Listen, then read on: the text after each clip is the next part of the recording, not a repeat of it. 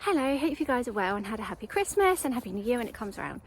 So obviously it's been Christmas and it had me thinking, what sort of challenges or annoying things have your cats had to put up with over this time? Because just keeping an eye on the cats over the festive period has just made me realise there's been more than I would have hoped for my two at least. So we had our in-laws dog come over for the day. So he's a mountain dog and so he's very big and he's super friendly, but he is very playful. So we have our own dog, as you may have seen. So the cats are fine with our dog, but I'm very aware that any dog, they need a slow introduction. And as well as the cats being fine with the dog needs to be fine with cats. So generally, if my in-laws dog was to see a cat outside, then he would try to chase or at least like play. So that's not really what we want around my cats, because a nice calm dog that's hopefully going to ignore them. So they've had to be shut away. They only came for the day, so it wasn't for any length of time. And the room that they were shut in, has everything they need. It has trays, it has food.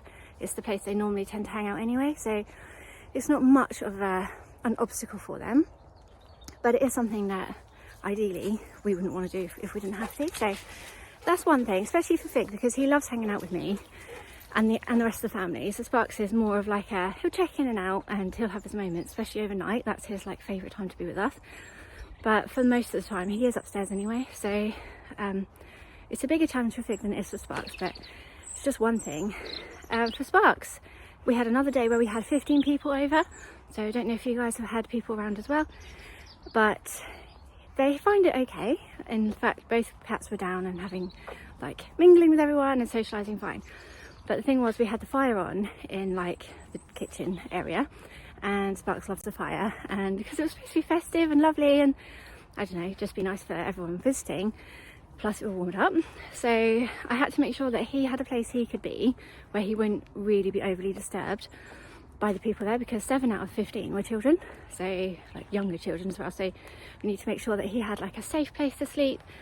So because there were children, I put like some chairs around the fire so that he didn't so it was sort of kid friendly, and then I tucked his bed behind them so he was in between the fire and the chairs, not too close obviously, but he just snuggled in there, and it was so nice. Like, it warmed my little heart to see him there snuggled up by the fire, just sort of watching everyone doing their own thing, and he was just sort of invisible to everybody. So that was really cool. And he, like, the way the room was set up is he could come in, go under the table, and that went straight there.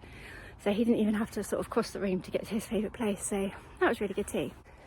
And then yesterday I was visiting family and friends, and they had cats as well, and there was quite a few of us there, and we saw one person just pick up the cat from the floor by the scruff, put him on his lap, and then give him a good stroke. And I just thought, that poor little cat. And luckily he was so lovely and he didn't do anything, like he tolerated it really well, but everyone in the room was like, no, that's not how you do that.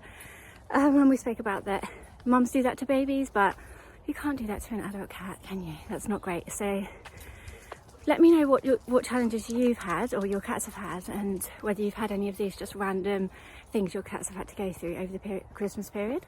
It hasn't all been bad though, because my mum bought us all Oodies. So Fig has been loving it. He's been firmly on me with my Oodie on. Sparks has been firmly underneath it. So for an evening, we're having the best time. And there has also been a lot of turkey as well going around the animals. So yeah, it's not all bad. Plus we're home more and we're having to hang out with them a bit more. So if you've got social cats, then that's fine. But there's a lot, like, it's the funny thing, isn't it, where different cats will cope differently in the same situation. So does your cat like having people home? Or does your cat miss the peace and quiet? I guess that's another thing that might be a factor for you. But let me know, I'd be interested to hear. And I hope you guys are all well, and I'll see you next week for another video. But I'm so sorry, it's such a breathy walk. I've eaten too many mince pies and not done enough walking, so breathy today. Anyway, Happy New Year, take care, bye.